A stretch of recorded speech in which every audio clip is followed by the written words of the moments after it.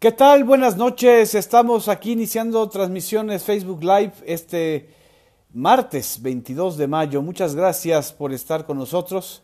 Espero que se hayan resguardado de la torrencial lluvia que cayó de improviso en esta ciudad. Tenemos una primavera muy lluviosa en la Ciudad de México, desde granizadas como la que cayó el domingo del día del debate, hasta la tromba de hoy que provocó el cierre temporal del Aeropuerto Internacional de la Ciudad de México. Y bueno, pues demostró lo mal hecha que está la estación o la terminal que hizo el gobierno de Vicente Fox, que bueno, se convirtió en una cascada. ¿Verdad que sí, Anastasia? Aquí Anastasia me está reclamando que es pura corrupción en las obras del aeropuerto. Muchas gracias a los que se están sumando desde la tierra del Peje, desde Tabasco, desde Guadalajara, desde varias partes de la Ciudad de México. Jesús Duval, aquí Anastasia que quiere salir, les va a mandar un saludo a todos. Anastasia, que es la gata pitagórica, nos da besitos a todos. Buenas noches, muchas gracias. ¿Qué tenemos el día de hoy? Pues el día de hoy fue muy intenso, no solamente por las actividades de cada una de las campañas y de los candidatos después del debate de hace 2 días, el segundo debate de Tijuana, pues dejó a muchos con un sinsabor de que no se hubiera analizado realmente la política exterior y las relaciones con Estados Unidos. A otros les dejó un buen sabor de boca en el sentido de respuestas rápidas por parte de López Obrador, un estate quieto a Ricardo Anaya. Para los anayistas, pues bueno, ellos siempre dicen que Anaya gana en todos los debates porque es un gran prestidigitador verbal. Y en el caso de Meade, pues están ahora con esta nueva adquisición del señor Carlos Alarraqui, el que hundió o terminó de hundir a Roberto Madrazo en el 2006, pues yo no sé qué vaya a pasar con José Antonio Meade. Por lo pronto, el día de hoy, la candidata a senadora de Morena, Nestora Salgado, tal como lo había anunciado en su cuenta de Twitter, le respondió a José Antonio Meade, lo retó a presentar pruebas, a disculparse, o de lo contrario ella entregará una demanda o presentará una demanda por daño moral y por difamaciones en el caso de lo que todos vimos en el debate. Abiertamente la acusa de secuestradora cuando ya en la revista Proceso, en documentales, en entrevistas múltiples, Nestora Salgado ha señalado y ha explicado, sobre todo después de casi 3 años de estar encarcelada y varios meses de tener que estar en una casa de seguridad en la Ciudad de México, que nunca se le pudo demostrar que haya secuestrado a ninguna menor, que todo fue una confabulación y una venganza política del actual candidato a diputado federal del PRI y ex alcalde de Olinalá Guerrero, Eusebio González Rodríguez, con el apoyo del entonces gobernador Ángel Aguirre y del presidente Enrique Peña Nieto. Aquí tenemos una parte del audio de lo que dijo el día de hoy Nestora Salgado en su conferencia de prensa en el Centro de Comunicación Social CENCOS. Vamos a escucharlo y aprovecho también para mandarle un abrazo y un saludo a todos los que nos están y a todas las amigas y amigos que nos están siguiendo. Y como dice Isabel Aranglú, es terrible revictimizar a Nestora Salgado. Y también legitima un acto de violencia en mi contra. Eso ya queda legitimizado. Lo pongo en su conciencia de cada muerte y asesinato de aquí en adelante. Y asimismo pedimos su renuncia inmediatamente y una disculpa pública a los pueblos que sí merecen, que sí tienen dignidad, no una gente vana como él. Bueno, no. Y también legitima. Esto fue lo que un fragmento de la extensa conferencia de prensa de Nestora Salgado el día de hoy en la Ciudad de México a las 12 del día en CENCOS, bueno, casi a la 1 de la tarde fue, respondiéndole a este acto vil, no dudo en llamarlo una vileza, por parte de José Antonio Meade y de su equipo de campaña, siguiéndolo Aurelio Nuño, siguiéndolo José Antonio Javier Lozano. Curiosamente que el vocero Copela Socuello de José Antonio Meade como que le ha bajado a su intemperancia en las redes, ya a lo mejor está molesto porque pues ya lo desplazó este señor Carlos Alarraqui y sus recomendaciones que como vemos van en contra incluso de una resolución de la ONU de una comisión sobre detenciones arbitrarias que señaló que Nestora Salgado fue detenida de manera arbitraria, sin orden de aprehensión, por elementos del Ejército y de la Marina, y que además pasó casi 3 años en la cárcel sin que se pudiera comprobar esta acusación en su contra.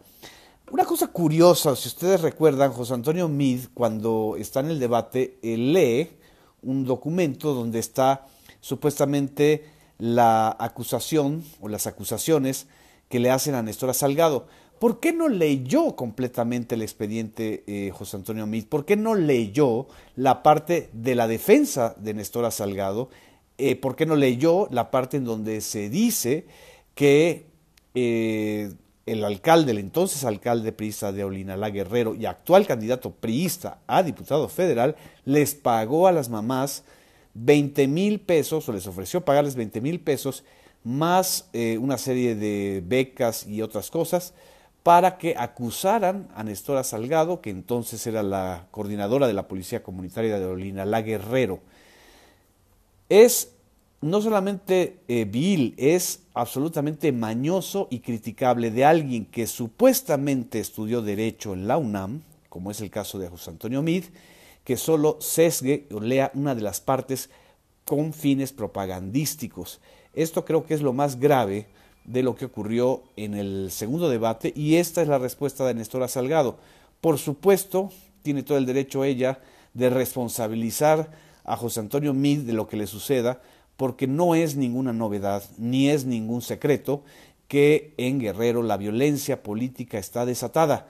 Es la entidad que más candidatos, aspirantes a candidatos ha tenido con atentados. Han asesinado a 13 personas en este año, en lo que va de este año, y 13 personas de un total de 43, 44 personas asesinadas en esta campaña electoral por grupos no identificados, grupos que pueden ser del crimen organizado o no. Pues es demasiado alto el número y demasiada tensión. Esta es una responsabilidad del señor José Antonio Meade, estar alentando la violencia y la polarización de esta manera. Y como dicen, bueno, que presente la demanda Nestora, pero no es, ya basta. Es importante puntualizar y subrayar que no se vale la revictimización, y mucho menos desde la posición de candidato oficial. No es un asunto menor, no es un tema anecdótico, como pudo haber sido anecdótica la muestra de la cartera de Andrés Manuel López Obrador, o el saquito este que presentó Anaya, o los abrazos del Bronco. Este asunto es muy delicado porque se está jugando la vida, no solamente de Nestora, de mucha gente que la ha apoyado y que la está apoyando en Guerrero, y de otros candidatos. Tan solo el día de hoy, martes, ahí está pasando el camotero. El día de hoy, en Silao, Guanajuato, hubo otro atentado durante el mitin de una candidata del Partido Verde. Mataron a un hombre, no se sabe por qué o de qué razón. Y ahorita que estamos en el tema de la violencia, no podemos pasar por alto lo que sucedió el día de ayer en Guadalajara. Una balacera, una serie de actos delictivos que se presumen estaban orientados hacia atentar contra la vida del exfiscal Luis Carlos Nájera. Luis Carlos Nájera fue fiscal de Jalisco en los primeros años del gobierno de Aristóteles Sandoval. El día de hoy, en varias columnas periodísticas, en especial una de Salvador García Soto de El Universal, se relata que el entonces procurador Jesús Murillo Caram le pidió y exigió al gobernador Aristóteles Sandoval que renunciara o removiera al exfiscal Nájera porque tenía vínculos con el cártel Jalisco Nueva Generación. Bueno, ya vimos, se removió al exfiscal y el cártel Jalisco de Nueva Generación no solamente no disminuyó su importancia, su presencia y su letalidad en Jalisco, sino que ya hasta se fragmentó. Las versiones que hay desde Jalisco y que me han hecho llegar algunos reporteros y algunos compañeros de Jalisco es que lo que está sucediendo es una escisión o una pugna entre dos grupos, uno supuestamente comandado por el Mencho, Nemesio, que es el jefe del cártel Jalisco Nueva Generación, y que curiosamente, como sucedió durante toda la época desde Felipe Calderón, no ha sido detenido, siempre se les escapa, no lo localizan. Vaya, yo creo que hasta el camotero lo podría localizar de manera más rápida. Pero bueno, este Mencho o Nemesio está en disputa con otro grupo que dirige a alguien apodado el Cholo y que evidentemente están generando muchas disputas y nerviosismo entre los propios policías municipales de Jalisco y las policías estatales. No podemos olvidar que en Jalisco este fin de gobierno de Aristóteles Sandoval está generando una violencia generalizada, casos terribles como la desaparición de los 3 estudiantes de cine que han querido prácticamente opacar con el expediente fueron asesinados y disueltos en ácido. Y otra casualidad y otra coincidencia que creo que vale la pena subrayar, ¿no se les hace curioso o digno de llamar la atención que así como sucedió después del primer debate que dieron a conocer la Fiscalía, que dio a conocer la Fiscalía de Jalisco, que habían encontrado los restos, no sé qué restos porque no han hecho un examen de ADN de lo que encontraron para acreditar esta versión, a los 3 estudiantes que se perdieron o fueron señalados como desaparecidos desde el 19 de marzo. Y un día después del primer debate dan a conocer esta información que generó una oleada de protestas y de indignación entre la ciudadanía de Jalisco y fuera del territorio de Jalisco. Y un día después también del segundo debate presidencial en Tijuana, se desata esta balacera en Guadalajara y lo que dice hoy el gobernador me resultó bastante lamentable. Dice, hicieron la violencia para distraer la atención de lo que estaban haciendo en otras partes del estado. Bueno, si le creemos a Aristóteles Sandoval, entonces tendríamos que pensar en el cártel Jalisco Nueva Generación como una especie de Disneylandia con disparos y balas. No, lo que hay es una disputa de poder, lo que hay es una lucha entre grupos coludidos con el crimen organizado desde las posiciones políticas. Y lo que estamos viendo en Jalisco es una anticipación del nerviosismo en la cleptocracia, en esos grupos que están unidos y fraguados con el crimen organizado y con los cárteles para desestabilizar y para meter ruido. Es terriblemente delicado lo que está sucediendo en Jalisco y por eso creo que vale la pena mencionarlo. Y como me dicen aquí, el gobierno de Aristóteles Sandoval ha tenido un gran fracaso en materia de seguridad pública. Los índices de violencia han repuntado de una manera muy preocupante en Jalisco y la ciudadanía ya no se queda callada, es decir, no se quedan como espectadores de un distractor. No, señor Aristóteles Sandoval, la narcocleptocracia no es Disneylandia, es algo que tiene que ver con la responsabilidad del gobierno federal y también de su gobierno en estos episodios. Y es lamentabilísimo lo que está sucediendo porque Jalisco es una de las entidades más importantes y por supuesto Guadalajara una de las sociedades más participativas electoralmente en estas circunstancias. Y ya por último, no quiero dejar pasar esta transmisión de Facebook Live para subrayar el hecho de que el ex fiscal especializado para delitos electorales, ex titular de la FEPADE, Santiago Nieto Castillo, haya anunciado hoy, junto con Marcelo Ebrard, o al lado de Marcelo Ebrard, que se suma a la campaña de Andrés Manuel López Obrador. Estamos hablando del fiscal que fue corrido de la peor manera por el PRI y por el gobierno de Enrique Peña Nieto, justo cuando estaba investigando y avanzando sobre los sobornos de Odebrecht a Emilio Lozoya. Emilio Lozoya, exdirector de Pemex, es el principal, pero no el único, es el principal implicado en la trama de corrupción de sobornos de Odebrecht.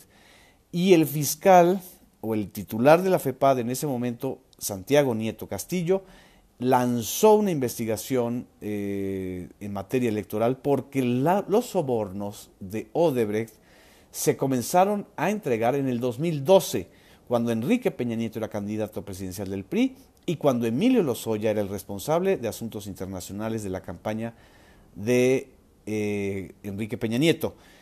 Y no solo eso, también estaba investigando y armando varios expedientes sobre la trama de la llamada Operación Zafiro. La Operación Zafiro es el nombre clave que se le dio a la triangulación de fondos de la Secretaría de Hacienda en la época de Luis Videgaray, en el 2016, para desviar recursos públicos a las campañas electorales priistas, con los gobernadores priistas, como fue César Duarte, como fue Roberto Borge, como fue Javier Duarte y otros más. Este es el equipaje de secretos y de expedientes que Santiago Nieto Castillo tiene en su poder, y por supuesto el expertise de Santiago Nieto Castillo como fiscal, aunque haya durado muy poco, no llegó a durar más de 2 años y medio, es muy importante para la defensa del voto, para la detección de los delitos electorales y para que no nos quedemos cruzados de brazos. Es decir, me disculparán, pero este arroz no se ha cocido. El asunto es muy delicado y todavía hay que estar muy pendientes de las estrategias y tácticas me dice que Santiago Nieto es una buena adhesión al equipo de AMLO, yo así lo pienso también. Las tácticas de fraude están en operación y una de estas es precisamente sembrar violencia. En fin, les agradezco mucho su atención, sus comentarios, qué bueno que nos están se están conectando desde ciudades desde ciudades que están en California, desde varias entidades del país, y como dicen, hay que vencer a las ratas, pero con sentido de civilidad y muy convencidos de que el voto ciudadano hay que defenderlo a lo que dé y como dé. En fin, muchas gracias, buenas noches, nos estaremos viendo pues mañana miércoles otra vez empatamos los días de la transmisión de Facebook Live. Un abrazo, muchas gracias.